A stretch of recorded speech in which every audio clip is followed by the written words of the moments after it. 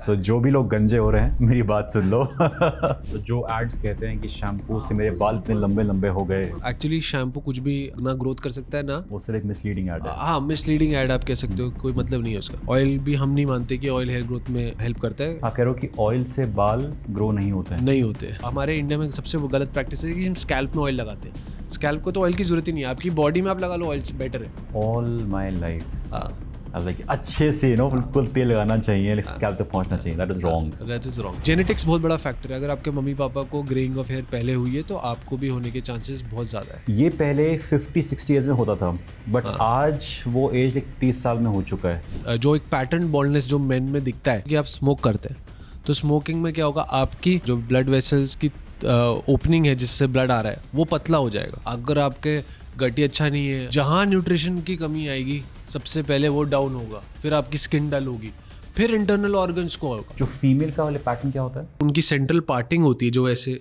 आधे बाल इधर रखते हैं यूजुअली, आधे बाल इधर रखते हैं। तो ये जो सेंट्रल पार्टिंग होती है ये आपकी खुलने लग जाती है, वाइड हो जाती है। डैंड्रफ को रिमूव करने के लिए लोग कहते हैं कि नींबू, विनेगर, सरसों का तेल, दही, जो मिक्सचर्स हैं ये काम करते हैं या फिर नहीं, इसका भी कोई एविडेंस नहीं है। कलरिंग ऑफ हेयर वो कितना हेल्दी है? ब्लीच मतलब आपने उसका बाल का जो फाइबर का जो स्ट्रक्चर है वो आपने तबाह कर दिया। कलर चेंज करवाना चाहते हो बालों का तो अपने शेड से एक शेड डार्कर या lighter, keratin treatment, Botox treatment, तो फॉर्मेल्डिहाइड फ्यूम्स जो होती है वो आपके लिए भी खतरनाक है, जो आपके ट्रीटमेंट कर रहा है उसके लिए भी खतरनाक है, कैंसर कॉजिंग है। कलर डाइज जो है आइडियली अगर देखा जाए तो नहीं करने चाहिए, क्योंकि उसमें होता है पीपीडी। अब मेहंदी में भी आजकल पीपीडी मिक्स हो, क्योंकि क्या हर कोई अपना प्रोडक्ट की पेशेंट को लगे यार ये प्रोडक्ट बेस्ट है, हाँ, लॉन्ग तो लास्टिंग पीपीडी, है। हाँ पीपीडी डाल दो उसमें।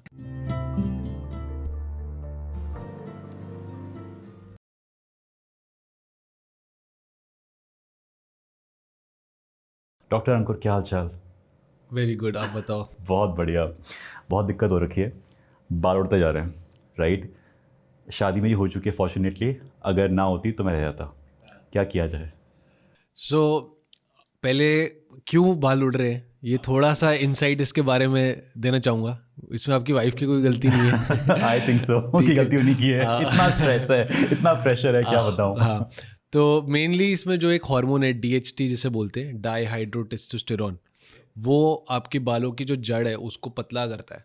तो धीरे धीरे करके आपके जो मोटे बाल है वो पतले हो रहे हैं। अगर आप माइक्रोस्कोप में अपने बालों को देखोगे तो आपको दिखेगा कि सबके डायमीटर में डिफरेंस है। इससे ऐसे ही डायग्नोज करते हैं इसको मेल पैटर्न्ड बॉल्डनेस भी बोलते हैं, और साइंस में एंड्रोजेनेटिक एलोपेशिया बोलते हैं। ओके, ठीक है, तो step by step, like DHT की वजह से क्या होता है? DHT की वजह से बाल की जड़ पतली हो रही है, ओके, है ना। जड़ पतली हो रही है तो बाल पतला आ रहा है, तो ओवरऑल डेंसिटी जो है आपके स्कैल्प पे हेयर की वो कम हो गई है। पहले जड़ इतनी बड़ी थी तो बाल इतना मोटा आ रहा था, अब जड़ और पतली हो गई है पतली तो हो बाल गई, पतला आ पतला रहा आ है। रहा है। ओके, ऐसा क्यों हो रहा है? DHT जो हार्मोन है वो आपके रिसेप्टर पे बाइंड करता है। रिसेप्टर क्या होता है, आपके फॉलिकल के में एक जगह जहाँ पे जाके hormone. What is follicle? Step by step बताइएगा मुझे, क्योंकि हम लोगों को कुछ आइडिया नहीं है। आपको टेस्टोस्टेरोन के बारे में पता है? हाँ, ये पता है, बट स्टिल फॉर द ठीक है। आम जनता बताइए क्या होता है। आप हाँ, तो टेस्टोस्टेरोन के बारे में तो सबको पता है, ठीक है। As a hormone. हाँ, एज अ हार्मोन, ठीक है। सब अपना टेस्टोस्टेरोन बढ़ाना चाहते हैं इंडिया में, ठीक है। अब टेस्टोस्टेरोन कन्वर्ट होता है एक ज़्यादा इफेक्टिव फॉर्म में, उसे बोलते हैं DHT, डाईहाइड्रोटेस्टोस्टेरोन। ये टेस्टोस्टेरोन से भी ज़्यादा पावरफुल हार्मोन, तो वो एक एंजाइम होता है आपकी बॉडी। होता है बाय डिफॉल्ट? हाँ, ये सब में होता है? हाँ, नेचुरली होता अच्छा, है, ठीक है। ठीक है। तो टेस्टोस्टेरोन DHT में बन गया, आपके खून में जा रहा है, घूम रहा है, ठीक है। वो जाएगा और आपके हेयर फॉलिकल में भी अब वो खून जाएगा जिसमें DHT है। हेयर फॉलिकल क्या है आपका, जहाँ से हेयर आ रहा है, हेयर की जड़, ठीक है। वो जो आपका DHT है वो रिसेप्टर पे बाइंड करेगा हेयर फॉलिकल के। रिसेप्टर क्या है, जहाँ पे हार्मोन बाइंड करके अपना एक्शन कर सकता है, जो भी उसका एक्शन है नेचर में उसने दिया है ना। इंसुलिन जो है वो आपका शुगर मैनेजमेंट में, तो वो आपके एडिपोज टिश्यू जो फैट टिश्यू होती है वहाँ जाके बाइंड करता है। टेक्निकल टर्म्स फॉर द आम टू अंडरस्टैंड। ये बताइएगा पहले चीज़ कि जो टेस्टोस्टेरोन है उससे DHT बन कैसे रहा है, ज़्यादा कैसे हो रहा है? क्योंकि मेरा कंसर्न है, मेरे बाल उड़ रहे हैं, आपने कहा कि भाई जो आपके DHT है वो इंक्रीज हो रहा है, वो इंक्रीज क्यों हो रहा है? ओके, DHT इंक्रीज नहीं हो रहा है। DHT इंक्रीज नहीं हो रहा है। ठीक है, एक होता है लेवल और एक होता है सेंसिटिविटी। ये दोनों चीज़ें अलग अलग है, हमें समझना है। लेवल का मतलब है कि खून में जो हार्मोन है उसकी क्वांटिटी कितनी है, क्या वो नॉर्मल वैल्यू से ज़्यादा हो गई है, DHT की, किसी भी हार्मोन की किसी अगर भी हम बात हार्मोन करें, की, हाँ है जी। ना, तो क्या वो नॉर्मल लेवल से ज़्यादा हो गई है। अब इस केस में वो हार्मोन का लेवल नॉर्मल है। अगर मैं आपका ब्लड टेस्ट कराऊंगा, DHT चेक करूंगा, आप में नॉर्मल होगा कंपेयर टू समबडी जिसमें हेयर लॉस मान लो नहीं हो रहा है, लेकिन फिर भी आपको हेयर थिनिंग क्यों हो रही है और उसको क्यों नहीं हो रही? क्योंकि जो आपके हेयर की जड़ है जिसको हम फॉलिकल बोलते हैं, वहाँ पे DHT बाइंड करता है, वहाँ पे जाके जुड़ता है। वो नेचुरल प्रोसेस है, सबके जुड़ता है, बट वहाँ पे जो जहाँ जिस पार्ट पे जाके जुड़ रहा है उसे बोलते हैं रिसेप्टर। उस रिसेप्टर की जो सेंसिटिविटी है टुवर्ड्स द हार्मोन वो बढ़ी हुई है, तो वो एक्शन ज़्यादा कर रहा है। मतलब हार्मोन का लेवल नॉर्मल है बट उसका एक्शन सुप्रा नॉर्मल है, नॉर्मल से ज़्यादा है। उसके कारण हेयर की जो जड़ है वो पतली हो रही है। ओके, तो आपने बताया मुझे कि हर इंसान के अंदर जो हार्मोन्स हैं, चाहे टेस्टोस्टेरोन हो चाहे DHT है, वो तो होता ही है, बिल्कुल राइट।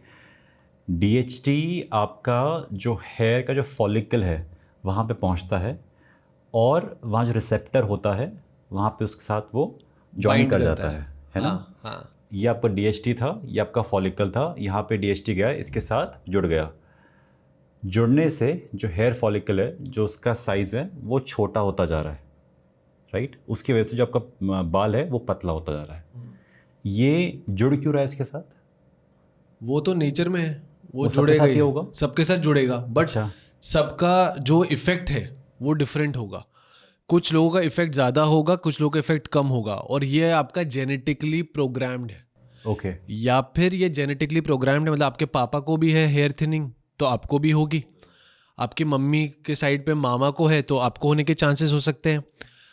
और कुछ केसेस में स्पोरैडिक म्यूटेशन होती है। स्पोरैडिक म्यूटेशन मतलब कि फैमिली में नहीं है, लेकिन जब आप पैदा हुए तो आपके जीन्स में वो म्यूटेशन आ गया, जिससे जो ये रिसेप्टर बन रहा है, जो जीन इस रिसेप्टर को बना रही है, वो ज़्यादा सेंसिटिव रिसेप्टर बना रही है DHT की। तो आप कहना चाह रहे हो कि अल्टीमेटली जो लाइक DHT है वो तो यहाँ पे जाएगा ही जाएगा with everyone, everybody, yes with age, yes, with age जाएगा। हाँ डिपेंड करता है कि वहाँ जाने के बाद किसी के केस में इम्पैक्ट ज़्यादा होगा, किसी केस में इम्पैक्ट कम होगा, depending upon the genes. Genes. तो genes is the only reason कि सपोज जो मैटरनल साइड या पैटर्नल साइड है, that is like one reason, that is the only reason. Only reason. हाँ, बट जीन्स में म्यूटेशंस भी होते हैं। क्या मतलब तो है इसका? मतलब आपके फादर को अगर नहीं हुआ है तो भी आप में वो म्यूटेशन आ सकता है।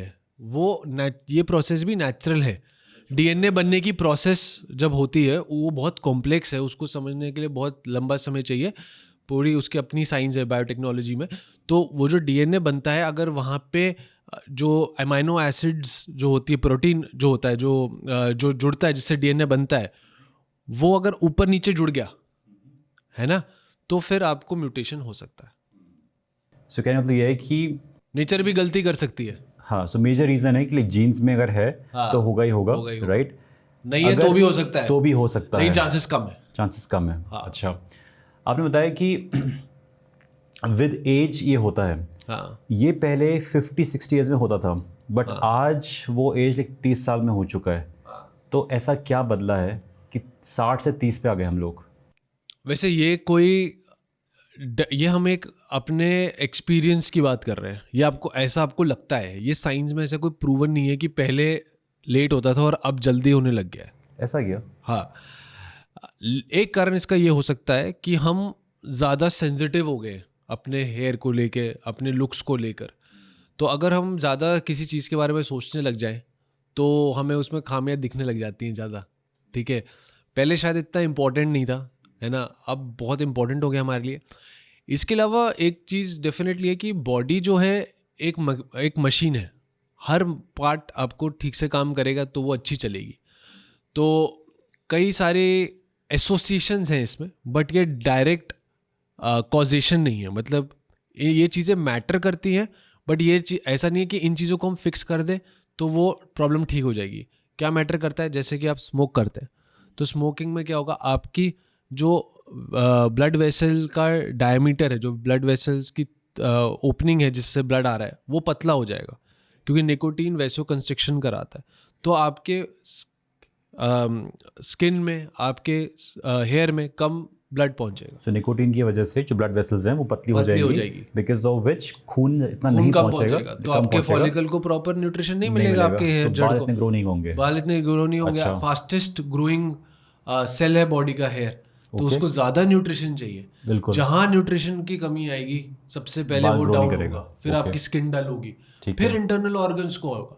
सो पहले हेयर, फिर स्किन, फिर इंटरनल फिर ऑर्गन्स। जितना आपको फास्ट जो ग्रो कर रहा है वो पहले इफेक्ट होगा ना, उसको ज्यादा it. न्यूट्रिशन चाहिए। बिल्कुल। उसके अलावा क्या है, तो स्मोक करते तो डाइटरी फैक्टर मैंने आपको बता दिया कि अगर आपने डाइट आपकी बराबर नहीं है तो भी वो पहले इफेक्ट होगा, क्योंकि उसको ज़्यादा न्यूट्रिएंट्स, मैक्रो न्यूट्रिएंट्स सब कुछ ज़्यादा चाहिए। डाइट में लिए क्या चाहिए होता है फॉर, मतलब कहते हैं तो लोग कि जो hair प्रोटीन है वो होना चाहिए। केराटिन का बना है, तो केराटिन क्या है, प्रोटीन है, तो आपको प्रोटीन इंटेक अच्छी होनी चाहिए। सेल बनने के लिए विटामिन B12, फॉलिक एसिड जरूरी होता है। So when you say like protein, for a person who is a vegetarian, what should he be having? For person who is vegetarian, paneer, soya, tofu, quinoa, यही है common sources. Dal, legumes. Legumes, ठीक है, for protein. And for non vegetarians?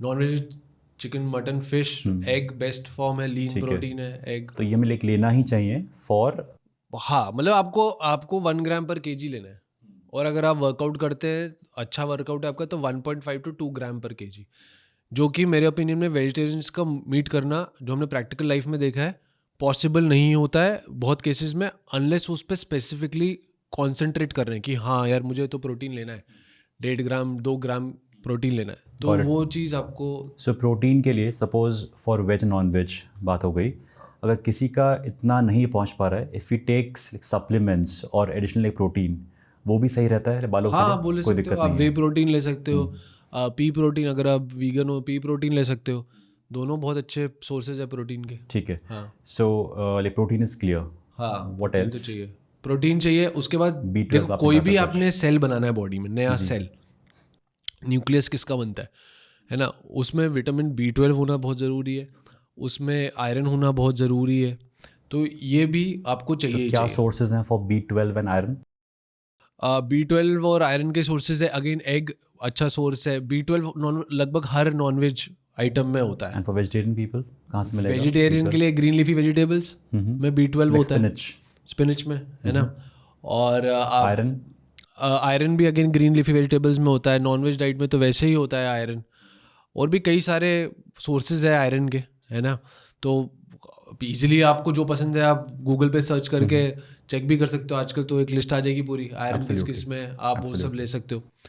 तो ये सब आपको ज़रूर आपको इंक्लूड करना है डाइट में। कुछ मैक्रो न्यूट्रिएंट्स होते हैं जैसे कि जिंक और सेलेनियम, ये दोनों भी ज़रूरी जिंक होते एंड हैं। सेलेनियम? हाँ, ये हम उस समय टेस्ट कराते हैं पेशेंट का जब हमें पता होता है कि बाकी चीज़ें नॉर्मल आई हैं। बाकी चीज़ें मतलब? बाकी चीज़ें मतलब उनका हीमोग्लोबिन नॉर्मल है, जो कि एक तरीके से आयरन और फॉलिक एसिड दिखा रहा है बॉडी में।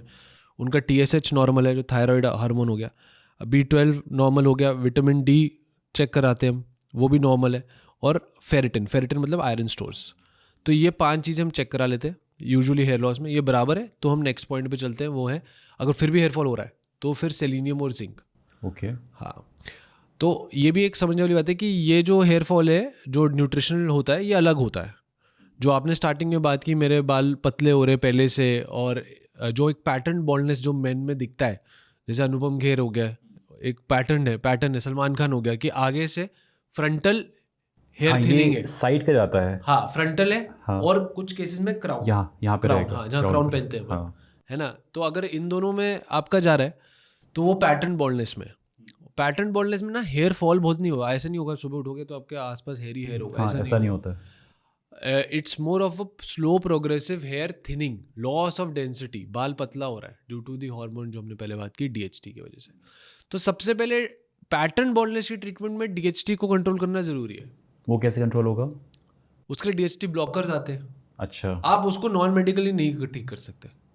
पैटर्न बॉल्डनेस प्रोग्रेसिव करती रहेगी। देखो, बॉडी एक मैंने बताया सिस्टम है, आप हर चीज़ को इम्प्रूव करोगे तो वो आपको हेल्प करेगा आपके एंड गोल में। बट यू कैन नॉट से कि मैं किसी का पैटर्न बॉल्डनेस सिर्फ लाइफस्टाइल से ठीक कर दूँ।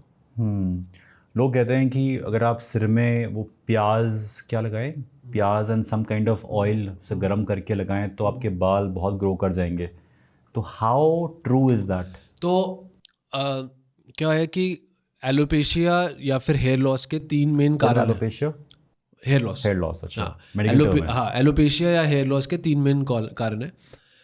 एक तो मैंने आपको बताया मेल और फीमेल पैटर्न हेयर लॉस, जो हमने सबसे पहले बात की, इसमें एक पैटर्न दिखता है कि आगे से जा रहे हैं, क्राउन से जा रहे हैं। दूसरा है कि बाल झड़ रहे हैं, आप देख रहे हो कि बाल बहुत सारे गिर गए। और तीसरा है एक गोल पैच आ जाता है हेयर लॉस का। ये सबसे 3 कॉमन है। गोल पैच कहाँ पे आएगा? गोल पैच आपके स्कैल्प पे आ जाता है, अच्छा, ठीक है, कहीं पे भी आपके बियर्ड पे आ जाता है। हाँ, बहुत कॉमन है। अच्छा 70% लोगों को लाइफ टाइम में एक बार तो होता ही है, अच्छा, ठीक है। आप अपने आसपास रिलेटिव में पूछोगे, उनमें भी आपको मिल जाएगा। इसको बोलते हैं एलोपेशिया अरियाटा, ठीक है। उसमें एक पैच आ जाता है। सिर्फ ये वाला जो एलोपेशिया है या हेयर लॉस है, इसमें ही ये जो लगा लेते हैं अनियन वगैरह, इसका रोल है। क्यों? जब पुराने ज़माने में जब दवाइयाँ अवेलेबल नहीं थी, तो इस वाले जो पैच हेयर लॉस है, इसमें जब लोगों ने अनियन लगाया तो देखा कि हेयर ग्रोथ आ गई। क्यों? क्योंकि वहाँ पे आप स्किन को इरिटेट करके वहाँ की इम्यूनिटी को चेंज कर देते हो, क्योंकि ये एक इम्यूनिटी की प्रॉब्लम है। आपकी खुद की इम्यूनिटी ज़्यादा एक्टिव हो गई है, वो आपके हेयर फॉलिकल को डिस्ट्रॉय कर रही है। तो आपने वहाँ पे जब प्याज मला, तो वो वहाँ के जो इम्यूनिटी है, इम्यून सेल्स है, वहाँ पे एक रिएक्शन हुई। तो रिएक्शन का क्या मतलब है? आपकी इम्यूनिटी चेंज हो गई। सो फॉर एग्जांपल अगर मेरा ये पैच गया यहाँ से, हाँ। राइट, तो यहाँ पे अगर ये पैच यहाँ से गया है, हाँ। तो that is because of low immunity. नहीं, मैं आपको और डिटेल में समझाता हूँ। जी, बहुत ही आसान भाषा में। हाँ, देखो, एक आपको यहाँ मान लो पैच आ गया यहाँ पे सपोज, हाँ, यहाँ पे हाँ, थोड़ा, हाँ, हाँ, ठीक है। उसमें एक इम्यून सेल्स होते हैं। अच्छा, व्हेन यू से कि एक पैच आ गया, मतलब कि यहाँ से बाल चले गए, बाल चले गए, बिल्कुल एक coin shape, as a coin shape में बाल कॉइन शेप चले में गए, बाल चले गए। बहुत कॉमन प्रॉब्लम है ना? चले गए। कॉइन शेप में बाल चले गए। वहाँ पे क्यों गए वो बाल? क्योंकि वहाँ पे आपके जो इम्यून सेल्स थे वो ज़्यादा एक्टिव हो गए, ज़्यादा एक्टिव हो गए। इम्यूनिटी का क्या काम है? आपका डिफेंस मैकेनिज्म होता है। डिफेंस मैकेनिज्म है। हाँ जी। वो डिफेंस मैकेनिज्म पहचान नहीं पा रहा है, यार ये तो अपने फॉलिकल है, वो उसको भी मार रहा है जो अपना है। ओके, इसको तो नहीं मारना है, लेकिन वो मार रहा है, तो ओवर ऐसा एक्टिव हो क्यों गया। हो रहा है? वो ओवर एक्टिव क्यों हो रहा है? वो तो बस हो रहा है, हर चीज़ का अच्छा, ऐसा नहीं है कि सपोज काइंड ऑफ आपका स्ट्रेस है या फिर आपके फूड हैबिट्स है, वो सब एसोसिएशंस है, स्ट्रेस है, इसका स्ट्रेस ट्रिगरिंग फैक्टर है। बट 100% हर पेशेंट को स्ट्रेस नहीं होता है। कुछ पेशेंट में आपको मिलेगा, हाँ सर मुझे स्ट्रेस है, मुझे एलोपेशिया एरियाटा हो गया।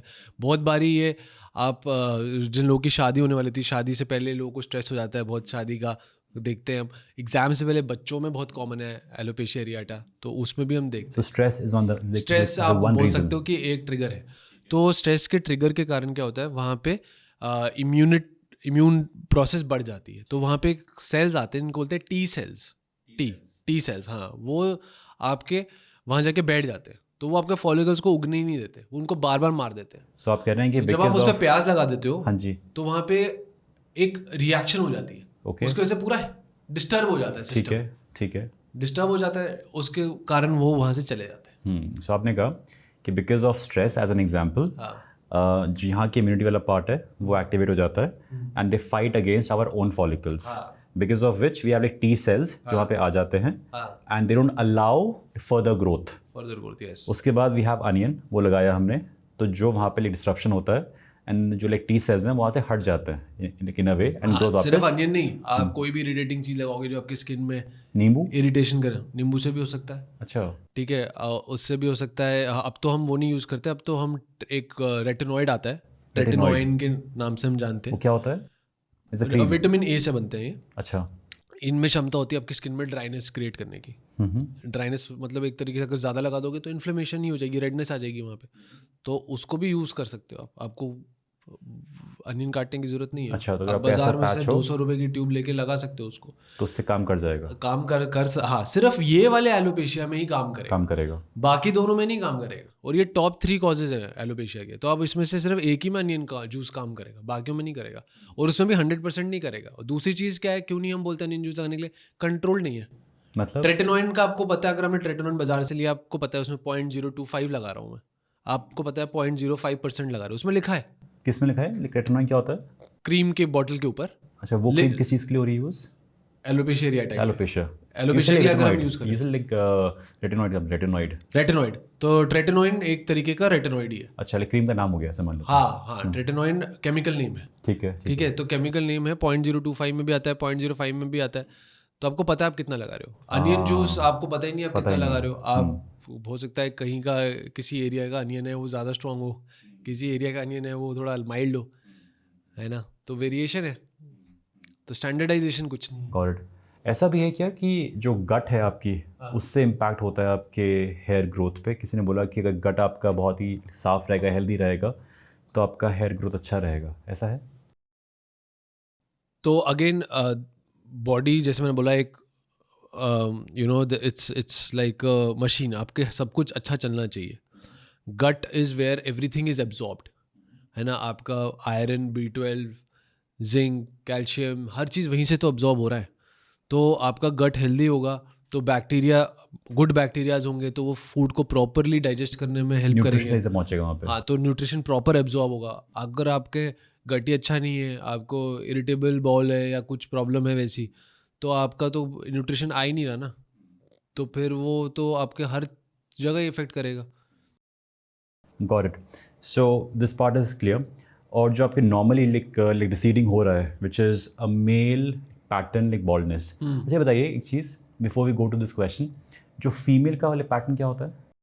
ओके, सो मेल पैटर्न में आपको लगता है कि फ्रंटल हेयर लॉस और क्राउन हेयर लॉस, और ये फीमेल, साइड का हाँ और ये हाँ फॉर हाँ मेल हाँ, और फीमेल। एम शेप बन जाता है, काफ़ी हाँ जी। कॉमनली एम शेप बोलते हैं हाँ उसे। जी। फीमेल में क्या होता है कि जो उनकी सेंट्रल पार्टिंग होती है, जो ऐसे आधे हाँ बाल हाँ इधर रखते हैं यूजुअली, आधे हाँ जी बाल हाँ इधर जी। रखते हैं, तो ये जो सेंट्रल पार्टिंग होती है ये आपकी खुलने लग जाती है, वाइड हो जाती है, और आपकी जो हम्प है जिसमें वॉल्यूम दिख रही है थोड़ी, ये फ्लैट हो जाती है, दिखता है आराम से कि आप दूर से बता सकते हो कि ये तो वाइडनिंग हो गई है।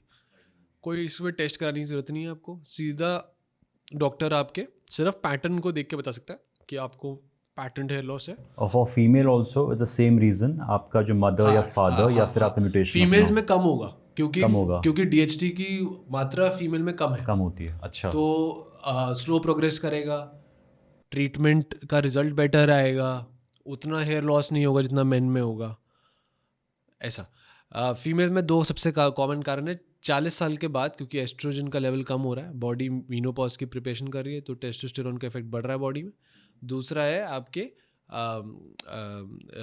जेनेटिक्स, है ना, और आपके अगर फैमिली में है, ठीक है, और फिर है पॉलीसिस्टिक ओवेरियन डिजीज, क्योंकि पॉलीसिस्टिक ओवेरियन डिजीज में भी आपका basically what PCOD। Is that, हाँ, उसमें बेसिकली क्या है कि आपका मेल हार्मोन का प्रकोप जो है आपकी बॉडी में वो इंक्रीज हो गया है, वो बढ़ गया है, उसकी यानी वजह से आपकी फिर से बॉडी वो बाल मेल जैसा बिहेव कर रही है, तो behave कर रही है। वो उसके वजह से आपको मेल जैसे फीचर आ रहे हैं, तो हेयर थिनिंग हो रही है, आपके फेस पे हेयर ग्रोथ आ रही है, और आपको एक्ने आ रहा है, ये सब प्रॉब्लम रहती है। Got it, got it.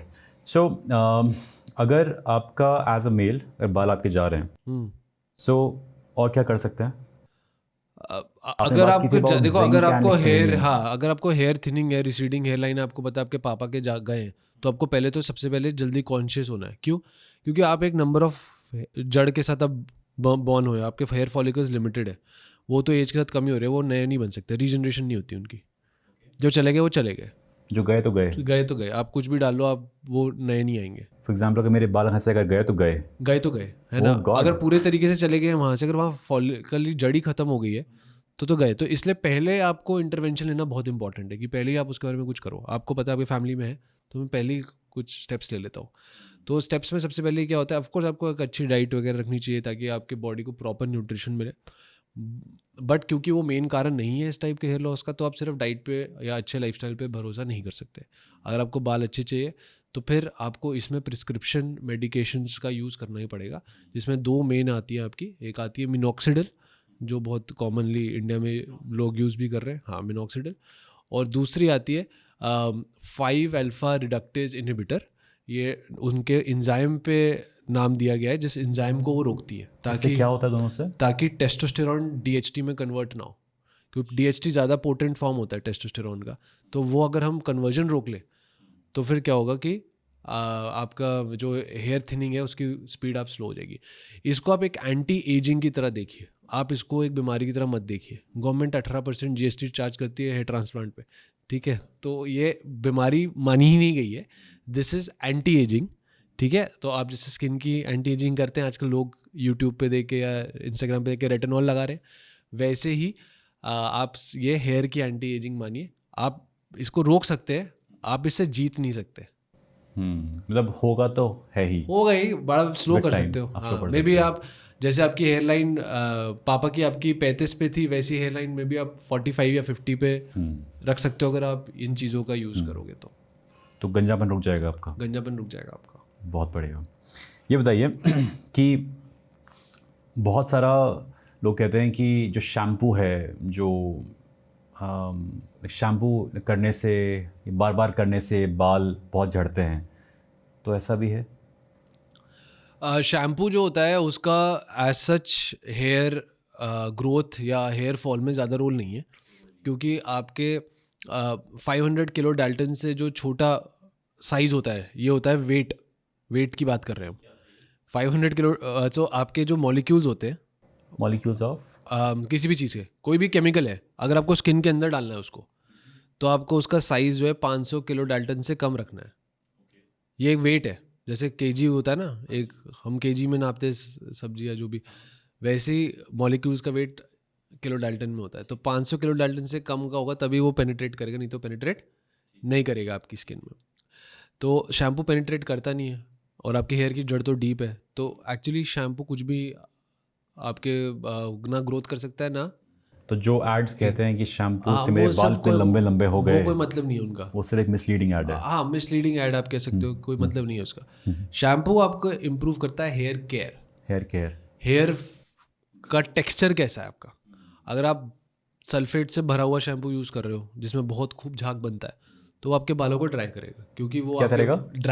Dry करेगा। अच्छा। हाँ, क्योंकि वो आपके बाल का जो नेचुरल मॉइस्चर है उसको सक आउट कर लेगा। तो आपके बालों में शाइन नहीं रहेगी, ड्राई लगेंगे, फ्रिजी हो जाएंगे, है ना। अगर आप बहुत माइल्ड शैम्पू यूज़ करते हो तो उससे आपके बालों का तो ऑयल बचेगा, बट आपके स्कैल्प का भी ऑयल बच जाएगा, तो धुलाई नहीं होगी, तो उसमें डैंड्रफ हो सकता है। तो हमें कहीं बीच में आना है। क्या करें फिर? तो ऐसा शैम्पू यूज़ करें जो कि बहुत ज़्यादा झाग ना बनाए, बट थोड़ा झाग बनाए। सो ऐसे कौन कौन से इंग्रेडिएंट्स हैं जो हमें देखने चाहिए उस डब्बे पे कि ये चीज़ इसमें नहीं होनी चाहिए? ऐसे स्पेसिफिक इंग्रेडिएंट्स तो बहुत सारे हैं, ठीक एनी है। लाइक 2 और 3 कि इनको तो होना ही नहीं चाहिए? नहीं, ऐसा कुछ ऐसा नहीं नहीं है, है। ऐसा कुछ नहीं है। आप उस शैम्पू को जब आप लाते हैं, आप अपने एक्सपीरियंस पे जाइए, वो बेटर रहेगा, ठीक है। आप जब लगाते हैं स्कैल्प में, ठीक है, तब आप देखिए कि उसको शैम्पू करने के बाद क्या आपको फील हो रहा है कि आपके बाल ड्राई हो रहे हैं, कि आपकी फ्रिजीनेस बढ़ रही है। अगर आपकी फ्रिजीनेस बढ़ रही है, बाल ड्राई हो रहे हैं, तो आप दूसरे शैम्पू, तो आप सल्फेट फ्री शैम्पू में जाइए। तो क्योंकि सल्फेट फ्री शैम्पू में क्या होगा, फ्रिजीनेसेस? फ्रीजीनेस कि बाल ऐसे उड़े उड़े से लग रहे, है ना। तो आप ऐसा शैम्पू चुनिए जो कि आपका कम झाग बनाता हो, है ना, जो कि सल्फेट फ्री भी हो सकता है। और अगर आपको लगता है कि नहीं मुझे बार बार डैंड्रफ हो जाती है, तो आप ऐसा शैम्पू चुनिए जो ज़्यादा झाग बनाता हो, आता हो। ओके। ताकि आपका जो नेचुरल ऑयल है वो अच्छे से धुल जाए। Any names that you recommend कि हाँ इन पे आप ट्रस्ट कर सकते हो? तो जैसे आपको sulphate free shampoo use any करना है। ब्रांड्स हाँ, अगर मेरा ऐसा आप इनसे चाहते हो कोई तो? डायरेक्ट कोरिलेशन नहीं है इन ब्रांड्स ओके। का, बट आप फॉलिक एपिल यूज़ कर सकते हो, जैसे एक शैम्पू आता है। आप हेयर राइजर यूज़ कर सकते हो, ये कहीं मीडियम में आता है। मैं आपको बस एग्जांपल दे रहा हूँ। एक अगर आप थोड़ा स्ट्रॉन्ग यूज़ करना चाहते हो तो सेबामेड का एवरीडे शैम्पू आता है। तो इस तरीके से अगर आपकी ऑयली स्कैल्प है तो एवरीडे आई थिंक आपको सूट करेगा। अगर आपकी नॉर्मल स्कैल्प है तो हेयर राइजर आपको सूट करेगा। अगर आपको सल्फेट फ्री रखना है तो फॉलिक एपिल आपको सूट करेगा। अगर आपके बाल कलर्ड है तो आपको फॉलिक एपिल सूट करेगा, क्योंकि उसमें सल्फेट फ्री है वो, है ना, तो उसमें झाग कम बनेगा। लेकिन अगर आप फॉलिक एपिल यूज़ करो और आपको लग रहा है यार ये तो ये तो मेरे को बार बार डैंड्रफ हो रही है, तो आपको बीच वाले में आना पड़ेगा। तो ऐसे आप कर सकते हो। आप अपने डर्मेटोलॉजिस्ट की हेल्प ले सकते हो अगर आपको स्ट्रगल है स्पेसिफिकली, है ना। तो फिर उसके लिए प्रोफेशनल हेल्प इसलिए ही होती है, फिर आप ले सकते हो उनकी हेल्प शैम्पू चूज़ करने में। तो शैम्पू इज़ क्लियर। जो कंडीशनर है उसका क्या रोल है? कंडीशनर का रोल है कंडीशन करना, ठीक Very है। simple. तो हाँ, तो बेसिकली आपके जो हेयर है वो उसके बाहर एक लेयर होती है फैट की, नेचुरल। वो कहाँ से आती है? आपके स्कैल्प में ऑयल ग्लैंड्स होते हैं, वो अपने आप हेयर फाइबर के अलोंग ऑयल भेजते हैं। तभी आप जब 4-5 दिन नहाते नहीं हो तो आपका स्कैल्प ऑयली हो जाता है, क्योंकि आपका नेचुरल ऑयल आ जाता है, ठीक है। वो ऑयल एक्सेसिव में बुरा है, डैंड्रफ कराएगा, बहुत कम हो जाएगा तो बाल ड्राई हो जाएंगे, शाइनलेस हो जाएंगे, ठीक है।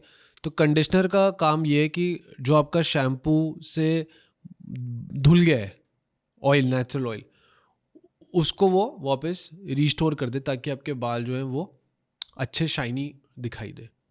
और फ्रिजीनेस भी कम होगी कंडीशनर से, क्योंकि जो स्टैटिक चार्ज है, हम ऐसे नहीं करते थे बचपन में, ऐसे स्केल किया और उसको टच किया अगर पेपर से, तो पेपर डांस करने लगता है।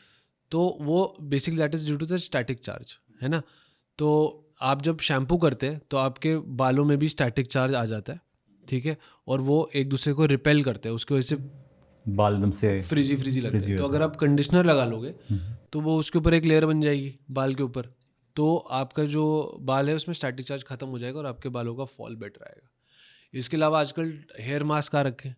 हेयर मास्क बहुत अच्छी चीज़ है, और आप यूज़ कर सकते हो। तो hair mask is like a deep conditioning system. आप उसको वीकेंड्स पे 40-45 मिनट लगा के रखो, खासकर लड़कियों के लिए लेंथ पे लगा के रखो, लोअर 2/3 पे, और फिर आप उसको शैम्पू भी कर सकते हो, या विदाउट शैम्पू जस्ट पानी से भी आप उसको वॉश करके हटा सकते हो, तो कंडीशन अच्छे हो जाएंगे। फिर एंटी फ्रिज हेयर सीरम्स भी आते हैं आजकल, बहुत सारे ब्रांड्स के, और अच्छे भी आ गए आजकल। तो एंटी फ्रिज हेयर सीरम को आप बिफोर कोम्बिंग लगा सकते हो। तो उसमें क्या है कि आपने वो लगा लिया तो आपके बालों का फॉल बेटर हो जाएगा, क्योंकि वो एक लेयर ऑफ हाइड्रेशन आ गया आपके बालों में। ओमेगा 3, ओमेगा 6, ओमेगा 9 ये एसेंशियल फैटी एसिड्स होती है, ये बॉडी में नहीं बनाती, नेचुरल नहीं बनाती बॉडी, ये आपको बाहर से लेनी है। तो ये आपको ज़रूर लेनी इससे चाहिए। क्या होगा? इनसे अच्छे फैट्स आपके बॉडी में बढ़ेंगे, जो कि आपके हेयर को प्रॉपर जो ग्लो देंगे, शाइन देंगे, आपकी स्किन सॉफ्ट होगी टच करने पे। तो ये आप फिश, नट्स और सप्लीमेंट्स के थ्रू आप ये ले सकते हो। हमने सुना है कि अगर आप एक शैम्पू को स्कैल्प पर डालते directly, that's one option. Option number 2, उसको आप अलग से घोल के may be in a tumbler या फिर मग्गे में, राइट, एंड देन उसको आप अपने उस पर पोर करते हो, that is much better as compare to directly applying it on the scalp. ऐसा भी है? शैम्पू को आप कह रहे हाँ, हो? लेकिन मैंने कहा कि ऐसा हमने है सुना हुआ कि शैम्पू को एक ऑप्शन है, आप डायरेक्टली बॉटल से इस पे निकाला और लगा दिया। हाँ, ऑप्शन नंबर 2, आपने उसको पानी में एक डाइल्यूट कर लिया। हाँ पानी में किया, डाइल्यूट किया, एंड उस पानी को डाला अपने सर के ऊपर। तो नहीं, ऐसा कुछ नहीं है। ऐसा कुछ नहीं है। आपको देखो थोड़ा ही लेना है। Concentration part of it, the density part of it. आपको थोड़ा ही लेना है, ठीक है। आपको ज़्यादा नहीं लेना है। आपको एक लड़कियों के लिए कॉइन साइज्ड अमाउंट मैक्सिमम, लड़कों के लिए पी साइज्ड अमाउंट भी बहुत है, ठीक है। और डिपेंड करता है आपका वर्क प्रोफाइल कैसा है। अब मैं हूँ डॉक्टर हूँ, अपने केबिन में ही रहता हूँ, पेशेंट देखता हूँ, एसी इन्वायरमेंट में रहता हूँ, तो मुझे अब तो शैम्पू कम ही लेना है, क्योंकि ज़्यादा ऑयल सिक्रीशन होता नहीं है, Dust भी नहीं है, हीट है नहीं, और डस्ट नो ज़्यादा है पोल्यूशन। नहीं। आप आर्किटेक्ट हो, आपको साइट्स विजिट करनी है, तो आपको हीट है, डस्ट है, तो उस केस में आपको अपने शैम्पू की मात्रा प्रॉब्ली बढ़ानी पड़ेगी। तो ये एक बैलेंस है आपके ऑयलीनेस का और आपके इन्वायरमेंट का, तो उसके हिसाब से आपको अपना सही प्रोडक्ट चुनना है। ऐसा भी होता है कि आपने एक बार शैम्पू लगाया, फिर आपने एक और बार लगाया, दैट्स कम्प्लीटली फाइन, या फिर से नहीं, इतना शैम्पू क्यों करना है? इतना शैम्पू करेंगे तो बाल ड्राई हो जाएंगे ना आपके। ऐसा होता है ना, सपोजली कि आपने पहले ऑयल किया अपने हेयर को, हाँ। तो उस ऑयल को निकालने के लिए पूरा people go for multiple rounds of shampooing. अगर आपने ऑयल नहीं निकल रहा है आपका, तो फिर तो आपको करना पड़ेगा। तो ऑयल या फिर निकालना आप, चाहिए। हाँ, ऑयल तो निकालना चाहिए। और ऑयल जो हमारा ट्रेडिशनल प्रैक्टिस है कि हम ओवरनाइट लगा के रखें, वो गलत है। गलत है। हाँ, वो तो आप कह रहे हो अनसाइंटिफिक कि है। रात को ऑयल लगा के नहीं सोना चाहिए? नहीं सोना चाहिए। क्यों? क्योंकि क्या है कि ऑयल का काम क्या है? ऑयल का काम सिर्फ कंडीशनिंग का ही है।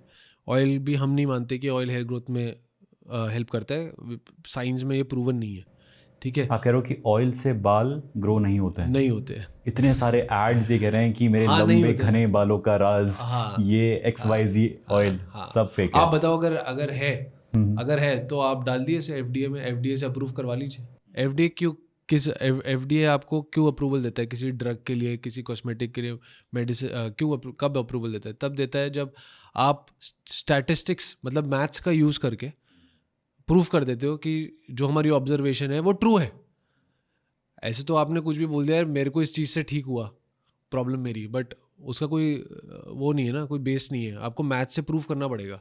मैथ्स और मैथ्स 2+2 तो 4 ही होता है, वो तो आप कॉन्टेस्ट नहीं कर सकते ना उस चीज़ को। इसलिए हम मैथ्स को यूज़ करते हैं थ्योरी प्रूफ करने के लिए।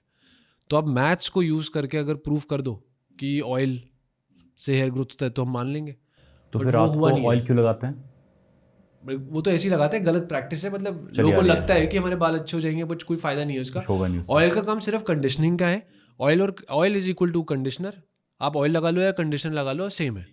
हाफ एन आवर पहले, आप 1 आवर पहले मैक्सिमम आप लगा लो हेयर में। और लोग, हमारे इंडिया में सबसे गलत प्रैक्टिस है कि हम स्कैल्प में ऑयल लगाते हैं।